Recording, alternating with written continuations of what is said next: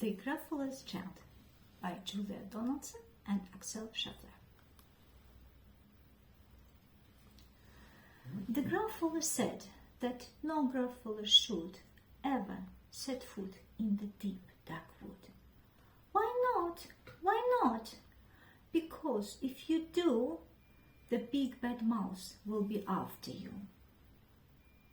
I met him once, said the Gruffalo. I met him a long, long time ago.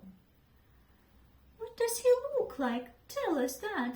Is he terribly big and terribly bad? I can't quite remember, the Gruffalo said. Then he thought for a minute and scratched his head. The big bad mouse is terribly strong, and his scaly tail is terribly long. His eyes are like pools of terrible fire, and his terrible whiskers are tougher than wire. One snowy night, when the Gruffalo snored, the Gruffalo's child was feeling bored. The Gruffalo's child was feeling brave, so she tiptoed out of the Gruffalo cave. The snow fell fast and the wind blew wild. Into the wood went the Gruffalo's child. Aha! Oh-ho! A trail in the snow. Whose is this trail and where does it go? A tail poked out of a log house. Could this be the tail of the big bad mouse? Out slid the creature. His eyes were small, and he didn't have whiskers. No, none at all. You are not the mouse. Not I, said the snake. He's down by the lake, eating Gruffalo cake. The snow fell fast, and the wind blew wild. I'm not scared, said the Gruffalo's child. Aha, oh-ho, marks in the snow. Whose are these claw marks? Where do they go? Two eyes gleamed out of a treetop house. Could these be the eyes of the big bad mouse? Down flew the creature. His tail was short, and he didn't have whiskers of any sort. You are not the mouse. To who? Not I. But he's somewhere nearby, eating Gruffalo pie. The snow fell fast, and the wind blew wild. I'm not scared, said the Gruffalo's child. Aha, oh-ho, a track in the snow. Whose is this track, and where does it go? Whiskers at last, and an underground house. Could this be the home of the big bad mouse? Out slunk the creature. His eyes weren't fiery, his tail wasn't scaly, his whiskers weren't wiry. You are not the mouse. Oh no, not me. He's under a tree, drinking Gruffalo tea.